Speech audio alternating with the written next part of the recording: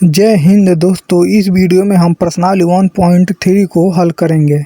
यदि आप लोग प्रश्नावली 1.1 और 1.2 का सलूशन नहीं देखे हैं तो हम डिस्क्रिप्शन में लिंक दे देंगे, वहां से देख लीजिएगा। और यदि ये जानना चाहते हैं सिलेबस में क्या क्या पढ़ना है तो उसका भी लिंक हम डिस्क्रिप्शन में दे देंगे, देख लीजिएगा।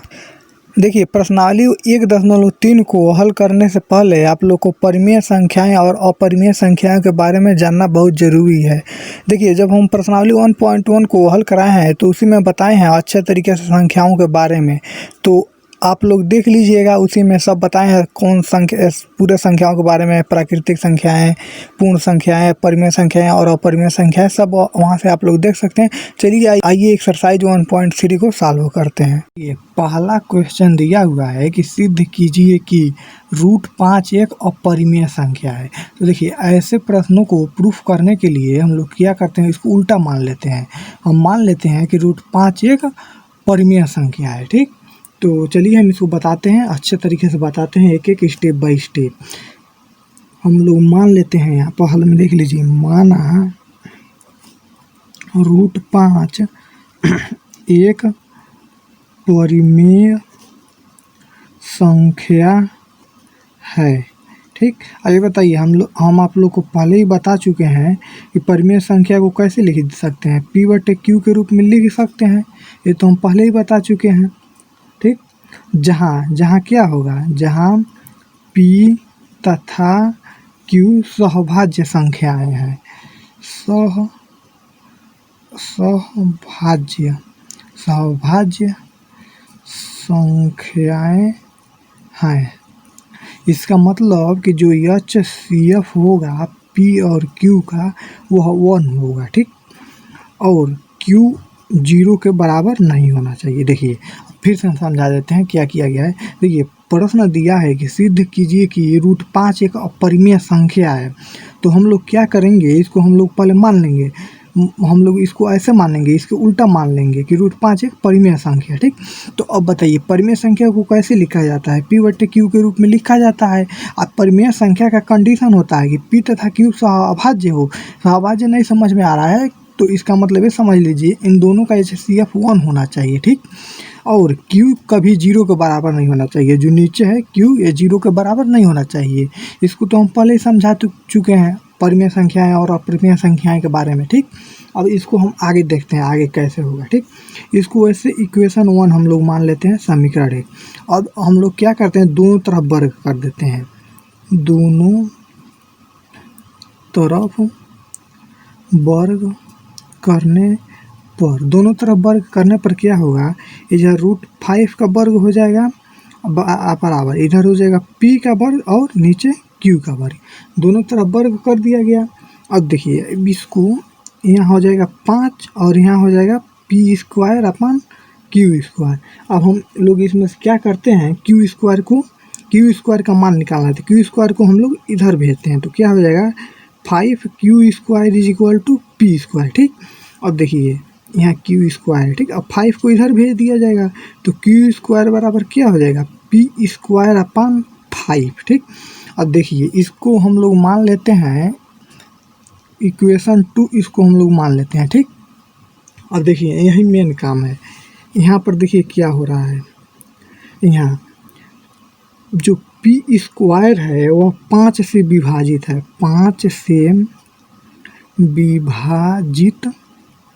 विभाजित है। यह दिख ही रहा है, P²/5 मतलब P² 5 से विभाजित है। तो इसका मतलब क्या होगा, देखिए, जैसे मान लीजिए कोई संख्या है 10, इसका स्क्वायर कर देते हैं। ठीक, तो ये 2 से विभाजित है, इसका मान क्या हो जाएगा, 100। 2 से विभाजित होगा 50 बार में। ठीक, तो जो 10 का स्क्वायर है 2 से विभाजित होगा, तो जो 10 होगा, मतलब केवल जो 10 है वो भी 2 से विभाजित होगा, 5 बार में हो जाएगा। जो 10 है वो 2 से विभाजित होगा। यही बात यहाँ कहा जा रहा है कि जो P² है 5 से विभाजित होगा, तो जो P है वो P भी 5 से विभाजित होगा। जैसे कि मान लीजिए 10 का स्क्वायर 2 से विभाजित है, तो 10 भी तो 2 से विभाजित हो जाएगा। अब तो वही यहाँ लिख रहे हैं, यहाँ P² 5 से विभाजित है, तो क्या होगा, P भी 5 से विभाजित होगा। तो यहाँ लिख लेते हैं,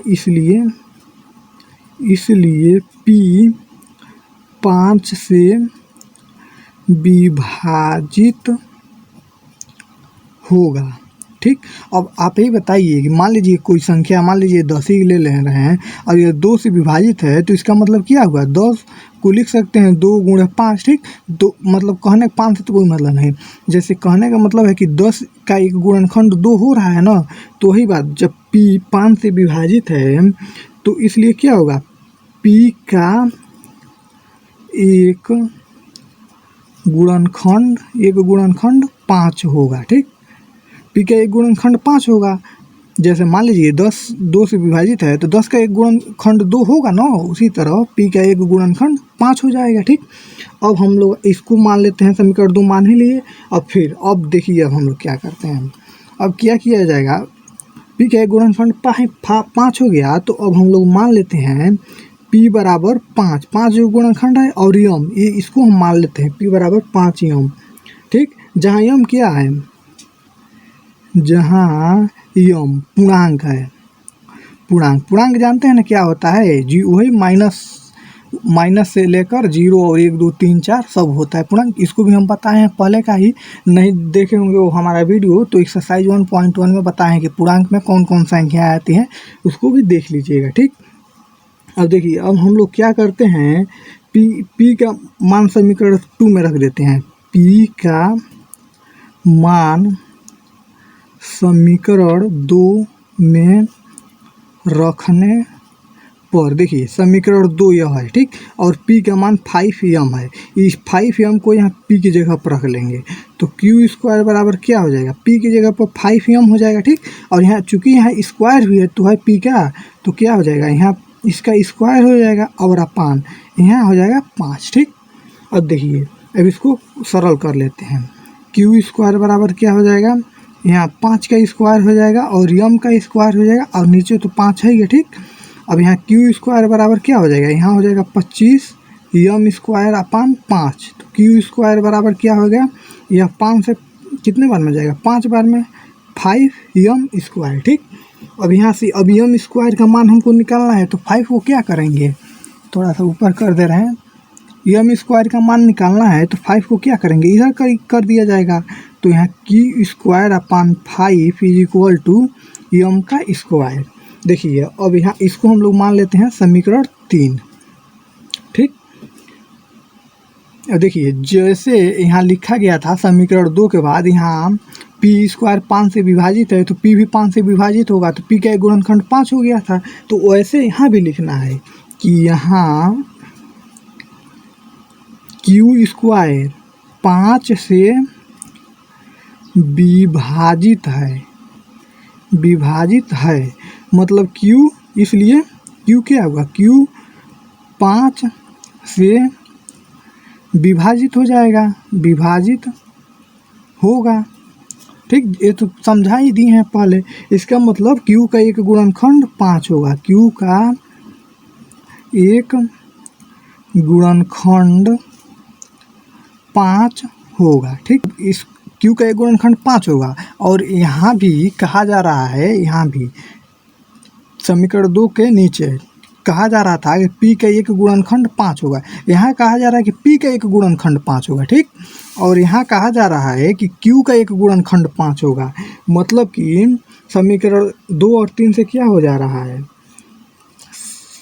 समीकरण 2 तथा 3 से, समीकरण 2 तथा 3 से p और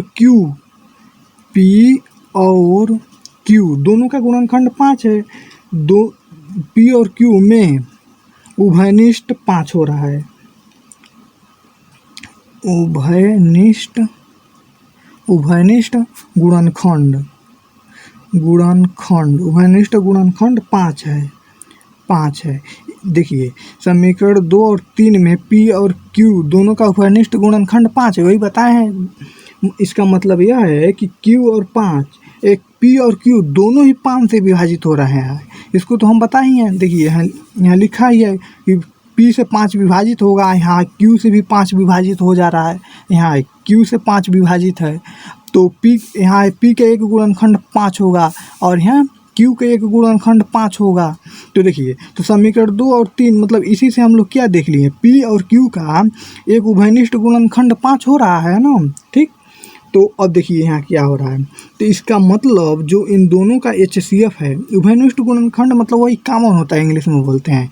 तो इसका दोनों में 5 आ जा रहा है इन दोनों का गुणनखंड, तो जो ये HCF है, तो HCF इसका क्या हो जाएगा, P और Q का HCF 1 के बराबर नहीं हो रहा है। क्यों नहीं हो रहा है कि मान लीजिए दोनों में 5 कॉमन है, तो इसका HCF क्या कैसे 1 हो जाएगा। जैसे मान लीजिए हम इसको भी समझा देते हैं, जैसे कि मान लीजिए इधर 10 है, 10 का गुणनखंड 2 गुणे 5 है और 20 ले लिए, ठीक। इसका भी 2 गुणे 5 ले लिए, ठीक। तो ये बताइए जब दोनों में 2 कॉमन है तो इसका HCF क्या हो जाएगा, 2 हो जाएगा, न कि 1 होगा। वही यहाँ कहा जा रहा है कि इसका जब दोनों में 5 कॉमन हो जा रहा है, उभयनिष्ठ हो रहा है 5, तो इसका HCF 5 होगा, न कि 1 नहीं होगा। तो देखिए परिमेय संख्या का रूल क्या है, इन दोनों का HCF 1 होना चाहिए, लेकिन यहाँ क्या हो गया, HCF 1 नहीं हो रहा है। तो हम लोग क्या लिख देंगे कि हमारी अवधारणा गलत थी। हम लिख के बता दे रहे हैं, अतः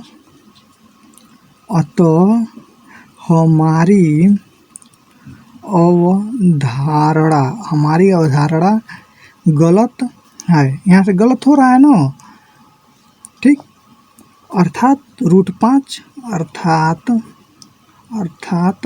5 एक अपरिमेय संख्या है, अपरिमेय संख्या है।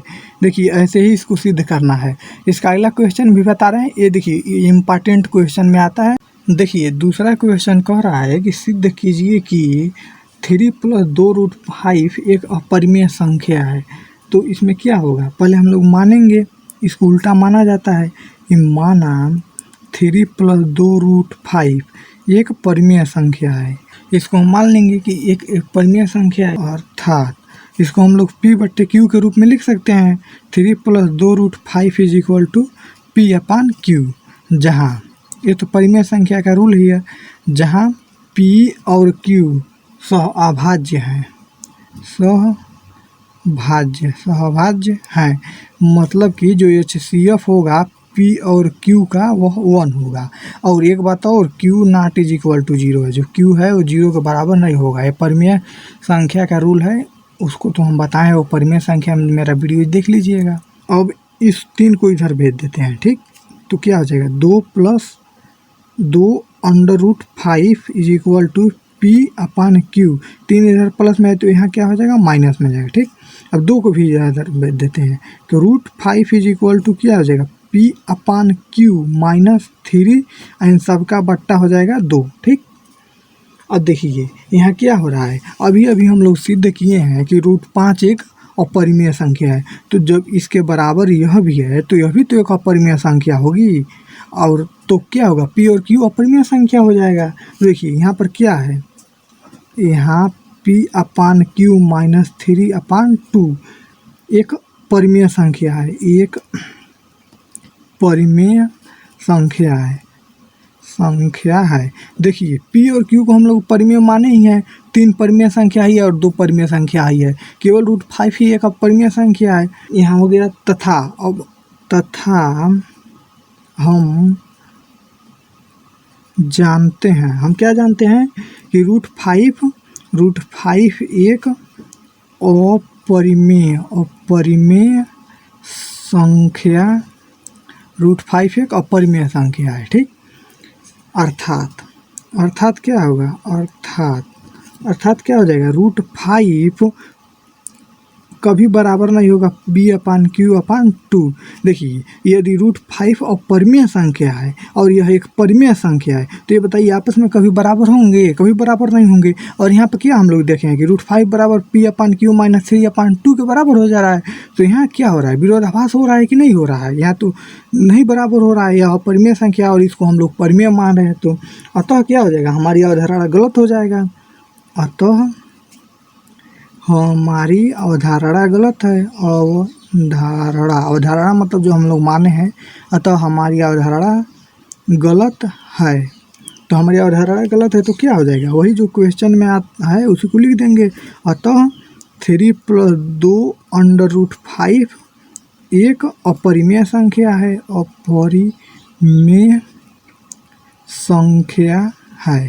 अपरिमेय संख्या हो जाएगा। देखिए क्वेश्चन नंबर 3 दिया हुआ है कि सिद्ध कीजिए कि निम्नलिखित संख्याएं अपरिमेय हैं। इसमें का पहला पार्ट दिया हुआ है 1/√2। देखिए चाहे कुछ भी दिया हो, सब में वही बात लिखना है, सब में वही रूल लगेगा। ठीक, तो इसको सिद्ध करने के लिए हम लोग क्या करेंगे, मानेंगे कि माना 1/√2 एक अपरिमेय संख्या नहीं है, या इस तरह लिख लेते हैं 1/√2 एक परिमेय संख्या है, परिमेय संख्या है। ठीक, तो फिर अब वही बात आ जाएगा, जो 1/√2 होगा इसको P/Q के रूप में लिख सकते हैं, जहाँ P और Q जो दोनों है वो सहभाज्य संख्या है, सहभाज्य संख्या है, कुछ भी लिख दीजिए।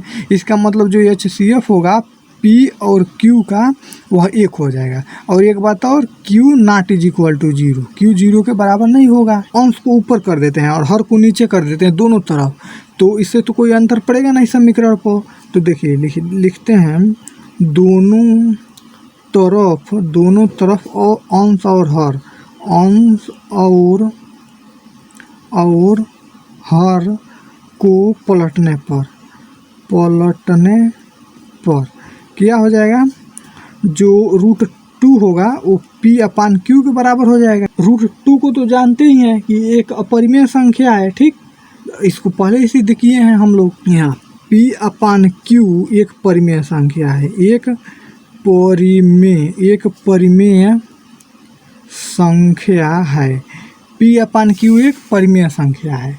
ठीक, तथा हम जानते हैं कि √2 एक अपरिमेय संख्या है, तथा हम जानते हैं √2 एक अपरिमेय संख्या है, एक अपरिमेय संख्या है।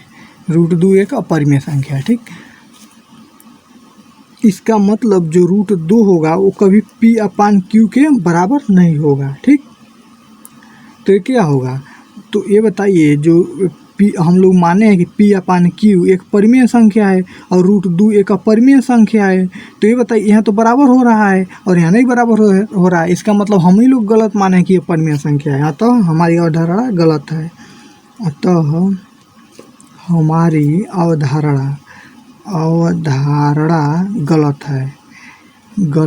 है। तो हम लोग क्या लिख देंगे, अतः 1/√2 एक अपरिमेय संख्या है, अपरिमेय संख्या है।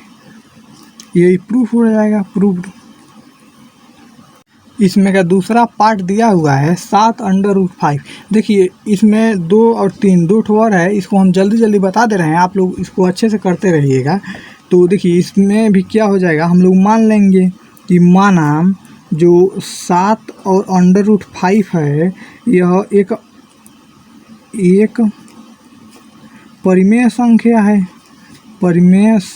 है, तो क्या होगा, इसको हम लोग P/Q के रूप में लिख सकते हैं, = P/Q, जहाँ P और Q का जो HCF होगा वह 1 होगा और Q ≠ 0। ठीक, और इसको तो ऐसे लिख ही लिए। तो देखिए अब हम लोग 7 को इधर कर देते हैं, तो √5 क्या हो जाएगा, P/Q इंटू, और 7 इधर बट्टे में 1 कर दिया जाए तो 7 इधर ऊपर है तो क्या होगा, नीचे आएगा 7Q हो जाएगा। ठीक, तो क्या हो गया, यहाँ से अब हम लोग लिख सकते हैं ना कि यहाँ पर क्या हो रहा है कि P/7Q एक परिमेय संख्या है, हम लोग माने हैं परिमेय संख्या है, और तथा हम लोग जानते हैं √5 एक अपरिमेय संख्या है, √5 एक अपरिमेय संख्या है, अपरिमेय संख्या है। ठीक, इसको तो क्वेश्चन नंबर 1 में ही सिद्ध किए हैं। तो अर्थात क्या हो रहा है यहाँ पर, अर्थात √5 = P/7Q यह अपरिमेय संख्या, इसको हम लोग जानते हैं और इसको हम लोग परिमेय संख्या माने हैं। तो देखिए ऐसा कैसे हो सकता है, यह परिमेय संख्या के बराबर होगा, तो इसका मतलब ऐसे कुछ नहीं होगा। ठीक, तो अर्थात हम लोग क्या लिख लेंगे, अर्थात हमारी अवधारणा गलत है, हमारी अवधारणा गलत है।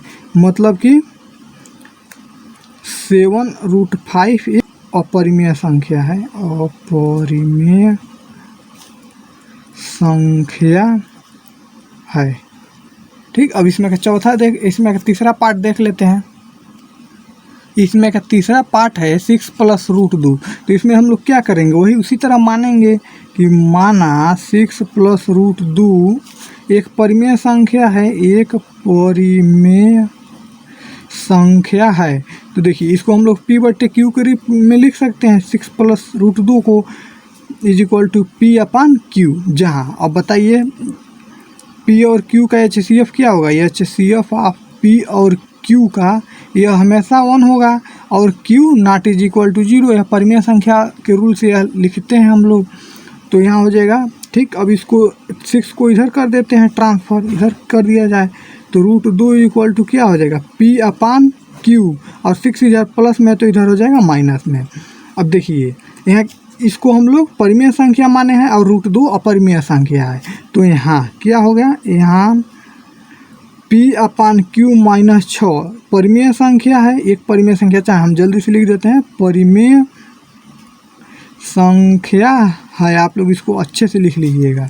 तथा हम जानते हैं, हम क्या जानते हैं कि √2 एक अपरिमेय संख्या है, एक अपरिमेय संख्या है। मतलब कि जो √2 है वो किसके P/Q - 6 के बराबर नहीं होगा, क्योंकि √2 अपरिमेय संख्या हो गया और P/Q - 6 परिमेय संख्या हो गया। तो अतः क्या लिख सकते हैं, अतः हमारी अवधारणा गलत है, अवधारणा गलत है। मतलब कि 6 + √2 एक अपरिमेय संख्या है, एक अपरिमेय संख्या है, एक अपरिमेय संख्या है। ये इसका प्रूफ होगा, प्रूफ